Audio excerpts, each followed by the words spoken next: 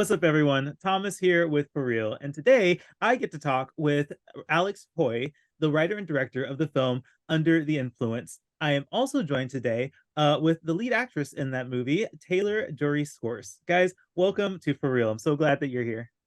We're happy to be here. Thanks for having us, Thomas. Of course, of course.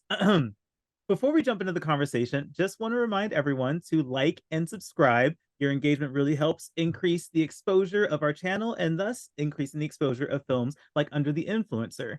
And that just feels so appropriate to say here, considering the subject matter of this movie.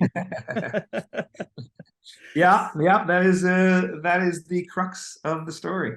Yeah, Alex, why don't you give us a synopsis for those who are just kind of discovering this film? Give us a synopsis of what this movie's about. Yeah, so this movie it's a crazy little movie that I certainly never thought I would make.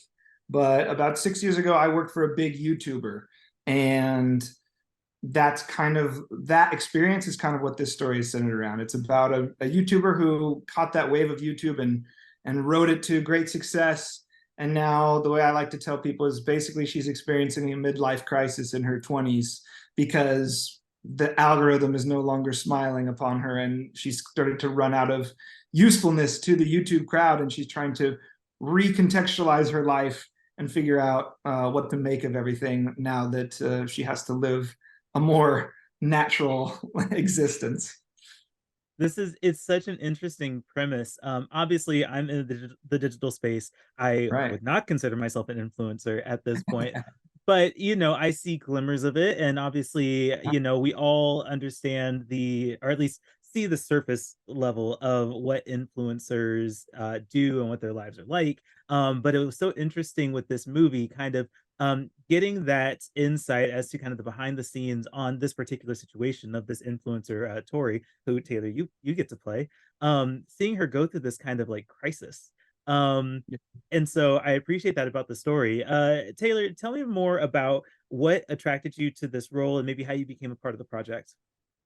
Yeah, absolutely. So, I mean, being a millennial, I have a very close understanding of what it's like to grow up in the age of social media. And so, I'd actually known Alex on a previous project that we actually still have not shot. So it's in the queue. Yeah, we're doing that one next. And so when I saw, the project breakdown come out, I was like, I know this guy, and it seemed very interesting talking about an influencer who's kind of taking, like you said, a quarter life crisis, as I like to call it. Yes.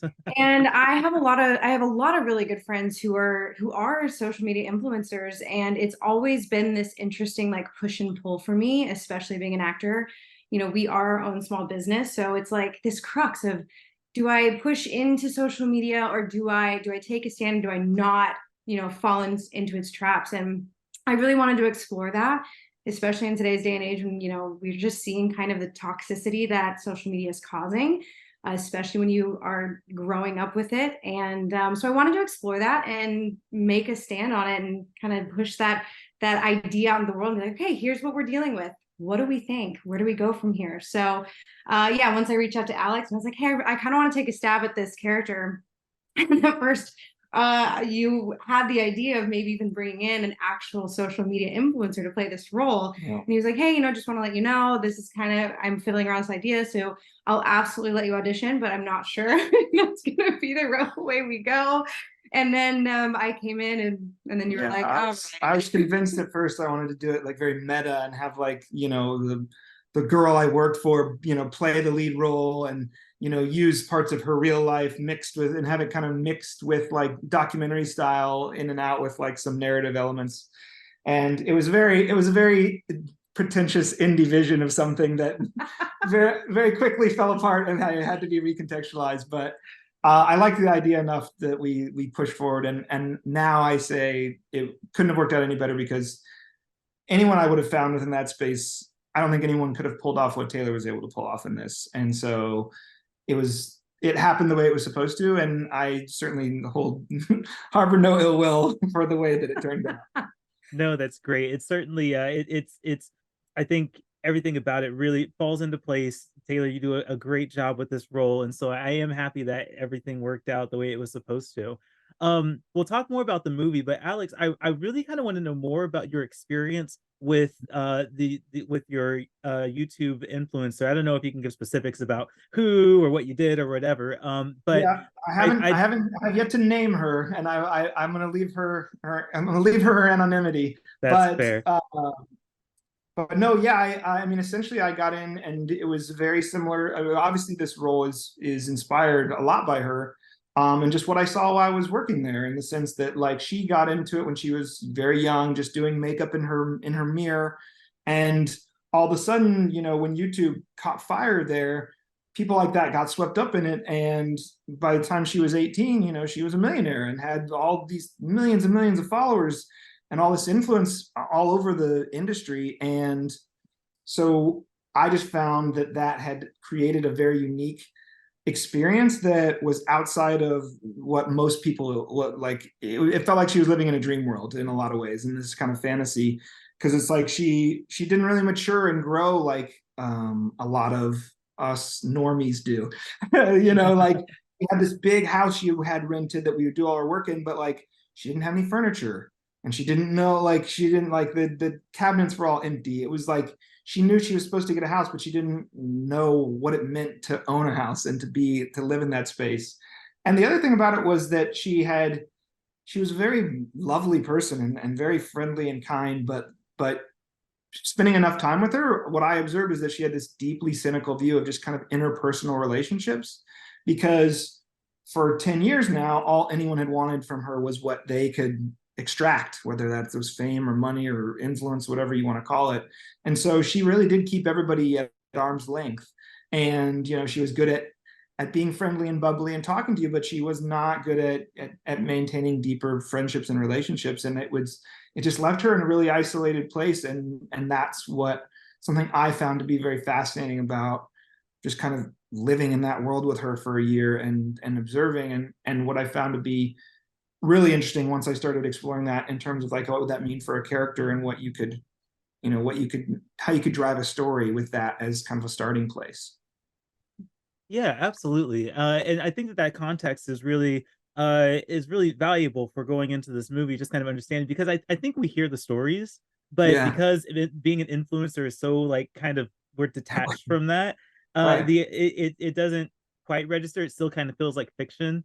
Yeah. But you know, having you with that experience, kind of bringing that, this is still a fictional story for the most part, but Right. with inspired by a real situation. It was interesting kind of taking that in and understanding like there's actually some validity to this. Right. Right. I think the authenticity of it was something I thought could really bring something to it. And at least, you know, and it's hard because I think a lot of people will feel like, oh, there is kind of a fantasy to it, but like the people I've shown it to that have experience in that world, they have always commented like about how authentic it felt to them, which I was going for. So I mean, I hope that you know lends itself to kind of the authenticity of the story and the emotions that then, you know, are kind of put on top of that. That's very cool. Taylor, I want to know more about your perspective on this character, Tori. Tell me more about what appeals to you about Tori, maybe what doesn't appeal to you about Tori, and if there are any parallels between kind of you and this character that you play. Yeah, that's a really good question. Thank you for asking that. Of course, there is, well, one, as an actress, whenever I approach a character, I try with every ounce of my being to not judge, you know, the shoes that I'm stepping into. And of course, Tori is very different from me. And I'm not big into social media. It is a thorn in my side 95% of the time. I actually took I think this past like 6 months, I took like 6 months off of social media because diving into this world, and then, you know, just in today's day and age, I was like, I'm done with social media for a bit. 6 months off. So, I can't take 6 hours off. You oh know? my god. Sometimes I just gotta throw my hands up and be like, I just need a breather. So Sounds healthy. we're very different. Tori and I are very different.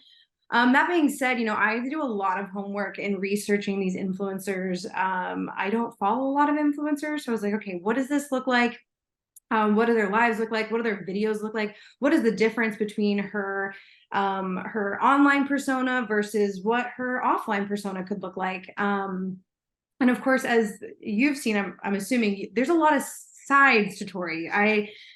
There's like 3 versions of Tori that I kind of jump into throughout the whole film. And so having a different point of view, and things that grounded me in those different masks of hers, I guess. But I was lucky enough to have a really good girlfriend who is a social media influencer, and I got to see her online mask and then who she was behind that, and they were totally different people.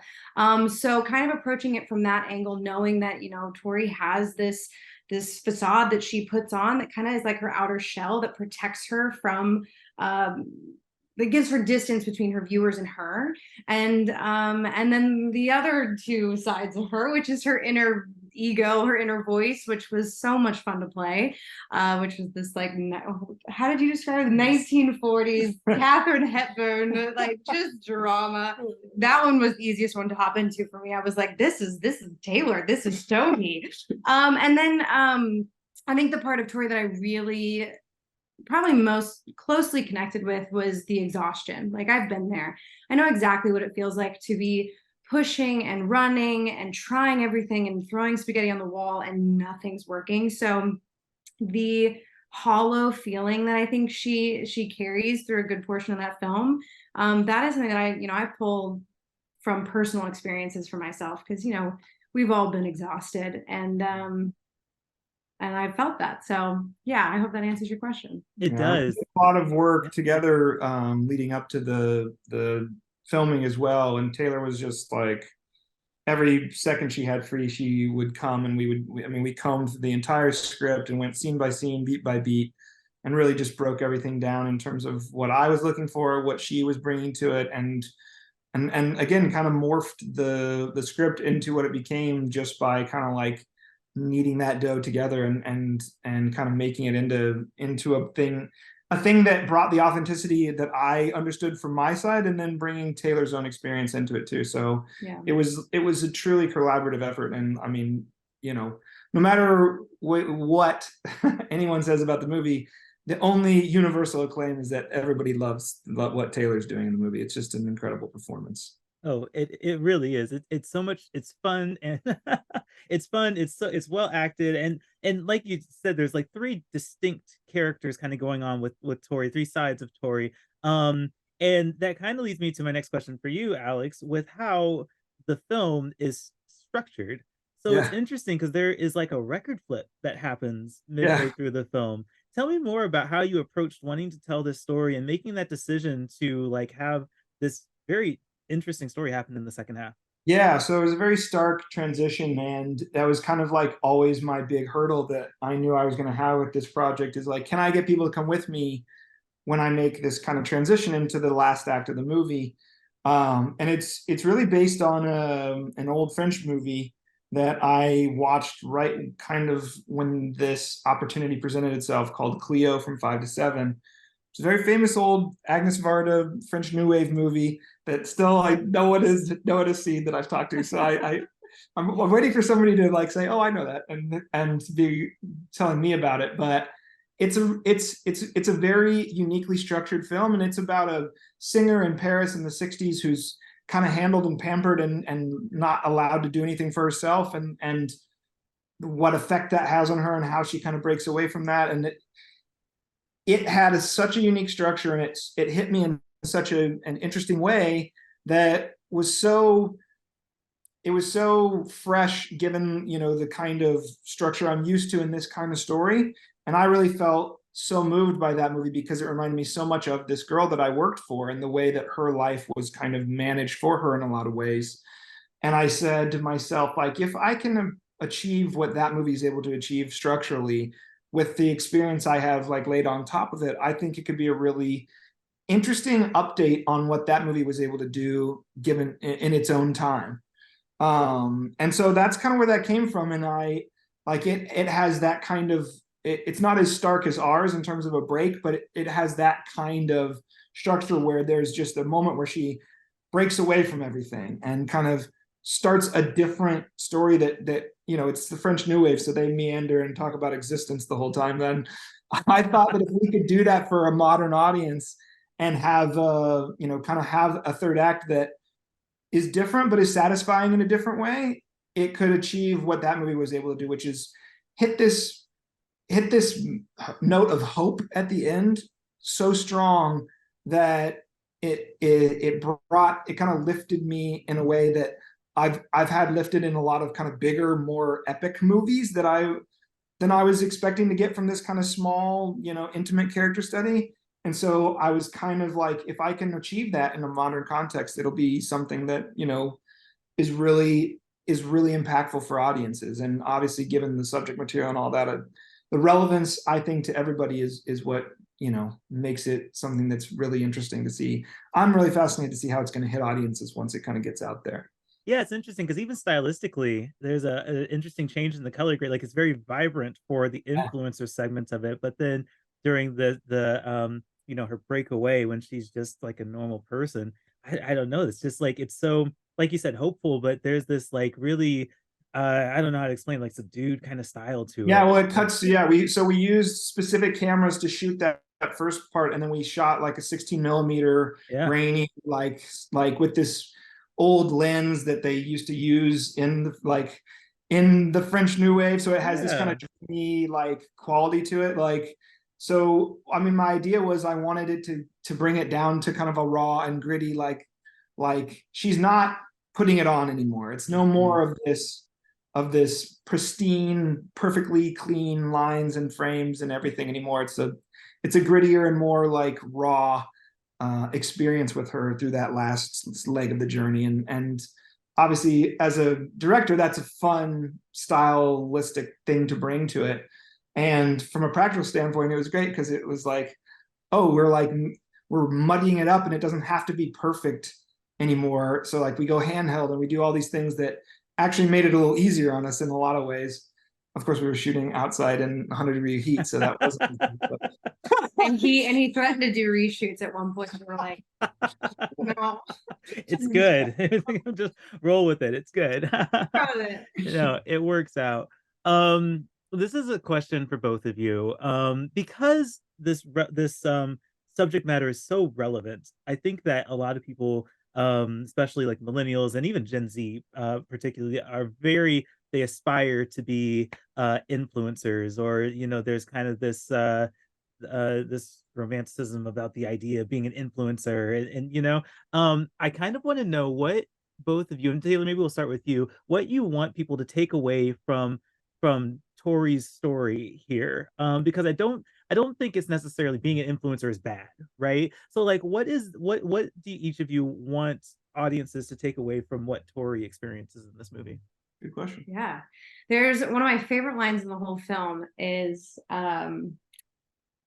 someone says, you know, there's so, you know, what does he say? He says, you're asking, I don't think it's in this version. Okay, well, it was a line. It was a line, but I thought this is exclusive information. No, I want to know the line now. But he said, you asked him about he doesn't have a phone, and he says it just felt like the right thing to do because I wanted to have an experience and I could do that so much better out here than I can do it here. And that line,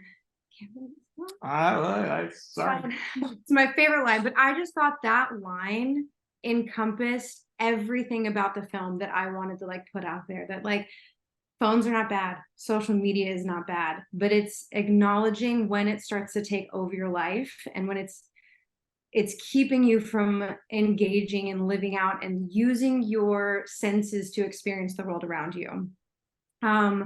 Like everything, there's a balance, there's an ebb and there's a flow. It's like how, like when you use social media, don't let it overtake your life. That's all. That's what I want to say. And I think it's just so easy to fall down that rabbit hole. And before you know it, you've spent your whole day looking down at your phone and you've missed a beautiful sunrise or a sunset, or you've spent a whole month looking at your phone and you've missed opportunities or people that you could have met that could have changed the trajectory of your life, or you realize you spent a whole year looking at your phone and you didn't take the trip across the world that you wanted to do. And so I think if there's one thing that I want to say with this film, it's just have balance and get your head out of your phone, look up and see the natural world around you.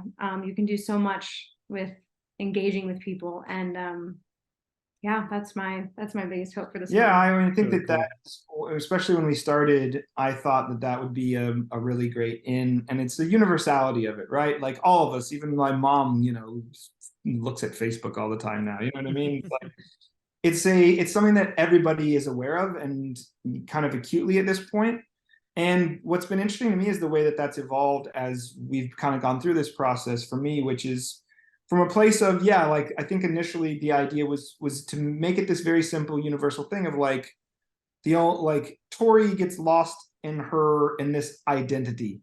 And I think it's about finding your own identity outside of the way you can, like, this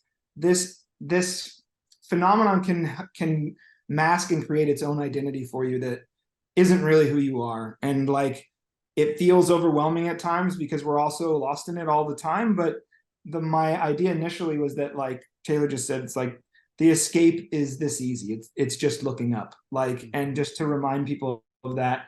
And what's been fascinating as we've gone through this process is, you know, we've had a lot of questions about that. And I think I kind of came to this realization as I've been living in it for so long, just that like, I'm not super worried that like social media is going to bring down the youth of today. You know what I mean? I think there's this kind of doom and gloom about it right now, when it's like, as I've gotten deeper into it, it's so similar to whether it was TV or cable or the internet or whatever. Anytime there's a new technological kind of media intersection where it starts to consume people's identity, everyone says it's going to take our youth and destroy them. And I think that is a big overreaction. I think that's not giving young people enough credit. Like they're all very aware of the dangers of it too at this point. They've been identified and warned about it enough that I really believe it's going to settle into an equilibrium. And so as we've gone forward, what I really hope people see out of this movie isn't this message of like, don't ever go on Facebook or you know, don't share what you have to share with the world. But like Taylor said, I think that it's about being confident in your own identity and allowing that to be what drives you, rather than, you know, the way you can become consumed and allow that to shape who you think you are and how that shapes people's identity. I think that's where the danger comes. And so you know, there's a part at the end, you know, that a lot of people were warning me about, like, oh, you know, when she does this, isn't that, you know, suggesting that she's never going to go back to herself or who she thought she was trying to become? And I just always said, like, no, I just wanted to get this character to a point where she felt comfortable standing on her own 2 feet and making a decision for herself. And that's what I mean when I say that, like, your identity should be driven by who you are and what drives you, not what the peanut gallery is suggesting should be, you know, who you are. Right, the external factors and Exactly. everything, the outside influences. So you're saying that boundaries are probably a great way to approach social media? Huh. Fascinating. Right, and it's about the personal boundaries, I think. And I just think that even young people who are very much in it right now are aware that if they spend, you know, 3 hours on TikTok and do nothing else with their day, that's not a good way to spend time. Like I don't believe that people are just so brainwashed that they're like, no, this is how I'm supposed to live. You know, it's like, again, that just gives young people no credit to like be able to monitor themselves. And I don't believe that. I think that they will find their own limits, and, you know, it will be something that integrates into life the same way everything else has integrated into life. And yeah, it's all distraction in a certain sense, but, you know, we all strive for things that are out there that we can actually take things away from too. And you know, there are a lot of there are already being a lot of uses for social media that are useful and productive as well. And I think that I have faith that people will find the way to utilize it in a way that's not just doom and gloom. That's awesome. I appreciate the optimism there for sure. I something that I really like asking about for film production is funny stories. So you were telling me already about how you shot that one sequence, 100-degree day outside. Are there any other like fun on-set stories that you guys have? Yeah, we have a lot of our shoot was crazy because we shot it in like, oh God, was it like 14 days? 13, 14 days. So it's just like, yeah, and like it was, and again, that's with like 6 scenes that have been like cut from the movie. So we squeezed a lot into our days. Yeah. So I mean, it was nonstop, and we were just go, go, go. I'm trying to think of the best stories from actually being on set. I mean, anything that we did for like the actual YouTube videos, like the slime video. The slime, that's what I was thinking about. So much fun. Like that was just a, all right, Taylor, like we had a general outline of like the script and the scene and what we were doing, but it was like, all right, Taylor, just slap it on. Go have shoot scene, say stuff, and that was a lot of fun. But I think we did that in like an hour. That was quick. Even. Well, yeah, that was quickest because it was like you were just running camera, like try some stuff, and it was working, and you're like, great. So we made up a lot of time there. We did. Yeah, no, we were at that house for a few days. I'm trying to think of the good stories. Yeah, so we went to these gardens to shoot the kind of outdoor stuff from the end, and yeah, the first day we were there, it was like 105 degrees. We're shooting a scene like where there's no tree cover, right at the top of the hill, and the whole scene, I'm like this. I'm like, because they kept putting the bounce right in front of you, like the white card to get light on her face, and so she's like, I remember at one point she was like, "I'm blind, I can't, like this can't look good. It can't." And when I get hot, there's no hiding that Taylor's hot. Like I'm just obviously sweating and disgusting. And I was like, I can't be looking good at the time, but it's fine. It turned out. It turned out. The corrections in post. We did the corrections in post. That grain, that raw style really helped us. Yeah. I'm trying the one. I remember thinking back about this and laughing about it. There's this one section in the gardens where we're walking down these beautiful stairs. It's one long shot. And of course, it's like at the end of the day and we're all hot and we're finally wrapping up this one shot. And I look down and I'm like, I'm not in the correct shoes. Oh no. Shot this for probably 2 hours and it's a wide shot. There's no hiding that I'm in the wrong shoes. And I was like, guys, I'm in the wrong shoes. We got to shoot everything again. Oh, no. More takes in the right shoes and then we got it. It was all the rehearsal. That's right. No, I remember there was one day where we shot at it was Sarah's house, it was Becca's house. And like we shot all day and it was like, we're trying to hit 12-hour days at this point. And so like we were like, we only had this house for one day, and it was like we finally finished all the stuff that was like the important stuff, and then they shoot the scene in the hot tub where it's like another YouTube video. So we were literally just like throw them into the hot tub and like just go as fast as you can, like because we were rushing against the sun. And the sun was going down, and it was like it was. But every day was insane. And the other good on-set story. Okay, this is the one. I don't know why I didn't think of this first. The other good on-set story is another hair-pulling day where we are in a location we don't have for much longer, and it's the second day of filming, and it's the day Taylor shot the scene where there's this like breakdown on this kind of like live stream that she's doing, which is uncompromising because we literally shot with a computer like webcam. Great. And no cuts. Great. Just the one long take. And that was the only scene. We had rehearsed everything, and Taylor in rehearsals was nailing everything. I was like, this is gonna be great, easy. The last thing we rehearsed was this scene because I was like, let's see like where we can get it to. You don't have to go all the way with it. I know it's emotional. And we had kind of like gotten it in pieces, but we both had felt like, oh, we haven't necessarily gotten it like all the way through yet. And we were like shooting in like 3 days. So it was like, I was like, okay, maybe we can squeeze a rehearsal in after shooting one of these. And she was like, Taylor was like, okay, let me go and work on this while you do this other stuff. I'll come back and I'll be ready. And I was just like, okay, well, I go, please. Like, I was just praying, like, okay, let's pray this girl knows what she's doing. Right. And luckily, she came to set, and we did that all in one take. Like, we did That's not do so cool. because Wow. she broke down and broke everyone on set's heart. My wife was the costume designer. I remember, I'll never forget, I looked over, and while she was doing it, she was crying. Oh my Like, goodness. like, because it was just like she knew what Taylor was accessing there. And so like that was my on-set story. And like afterwards I freaked out and was like lifting Taylor over my head.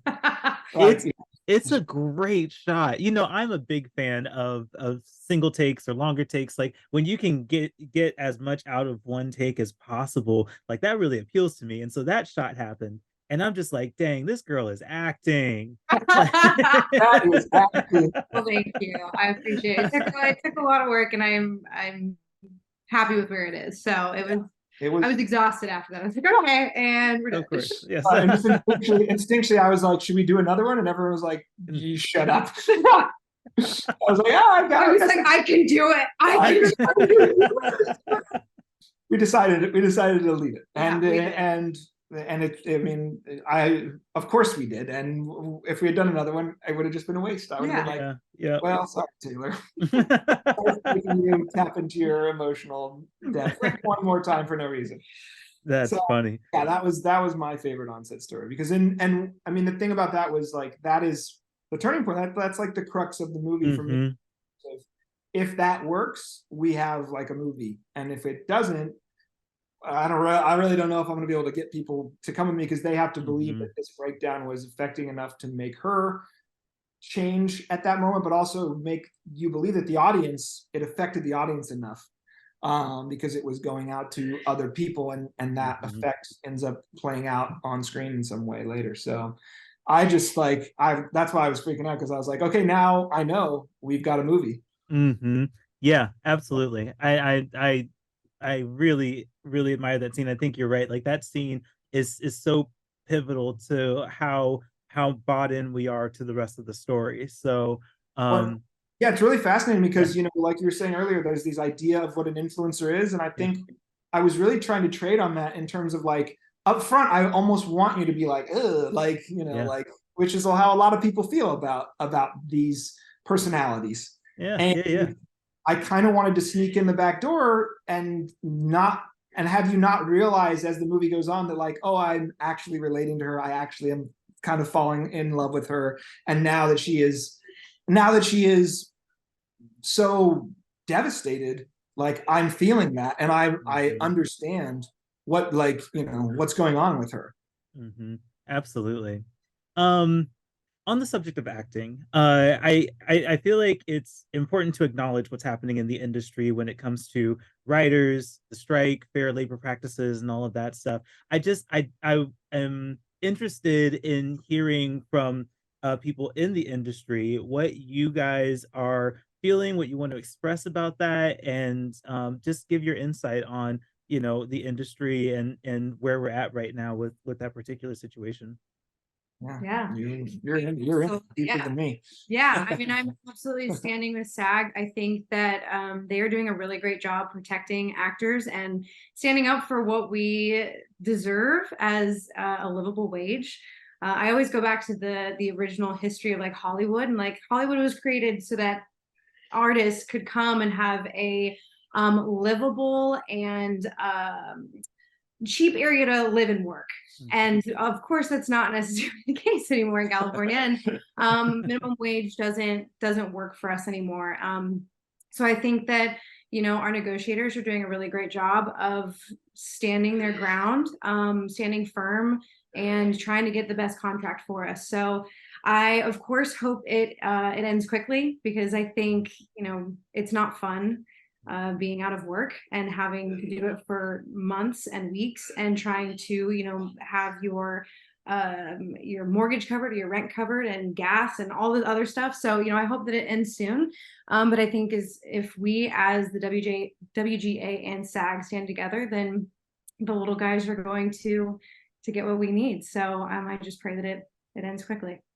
Yeah, and Absolutely. I'm especially on the writing side of things, it's like I've been working on like actually like a video game project adjacent to this, which is, they're kind of outside of that purview, but like we've had a couple like WGA like writers come and work on it with us, and so we've just gotten to talk a lot about like what's going on, and it's just amazing like how every time a new kind of, like we were even talking about earlier, like this new media intersection happens, there's kind of a need to update the terms for the people that like are the creators of this stuff, because otherwise there will be a taking advantage that just naturally happens. And again, it's just, that's always what, like, what people who are going to be concerned with the bottom line are going to look for ways to minimize their costs and maximize their output. And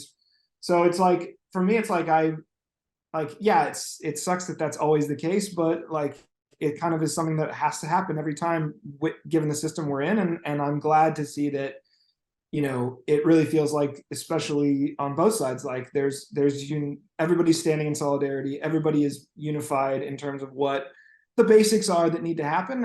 And it gives me at least a lot of hope that like we're going to get to a place that we can all like, not feel so vulnerable with, like when it comes time to like get back and dive back into it. Right. And I would say like it's been so cool seeing how the WGA and SAG have come together to support each other. Yeah. I was on the picket line a week ago at Warner Brothers in Burbank. And I mean, even people who are not in the industry, they are surrounding these artists, or us artists, and artists, and like standing true with us. I mean, there are people who are donating food and supplies. There was a margarita truck, like a taco truck, giving away free food. That's awesome. It's really inspiring to see how, I mean, the thing is especially in Burbank, but LA in general, I mean, that town is it is surrounded by the entertainment industry. So when we're not working, the town shuts down. It's crazy to see. So yeah, when it's the small people that get hit the hardest with it, it's like there's a lot of, I know people that work as background actors, and they do that. That's how they make their living as they're trying to pursue acting opportunities. Like, and they are like, they aren't working, and they're, with the stuff that's going on, it's like they're in their whole, place in this business is in jeopardy, which is like, again, it's just there's no reason to push it to that level where you're, actually taking people's livelihoods away from them in that respect. And smaller players that are, like living off of residuals, like the same thing. So it's just like, you definitely, it's like, it's something that has to happen, and we have to find a way to make it work for everyone that's a part of it, not just the people at the top.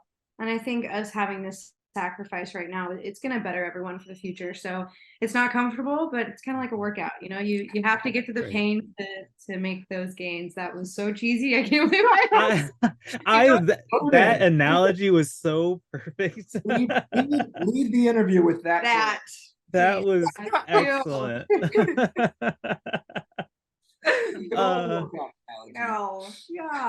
That's so great. Oh man. Guys, I could talk with you all day. But I do want to be respectful of your time. Just last final thoughts before we wrap up. Is there anything, any last thoughts or last words you want to say about Under the Influencer, or maybe what people can expect from this movie, or just final thoughts? I'm excited for people to see it, and what's been interesting is through all these little screenings that we've been doing is hearing what people are taking from it. And sometimes it's really different than what I've ever thought someone would take from it.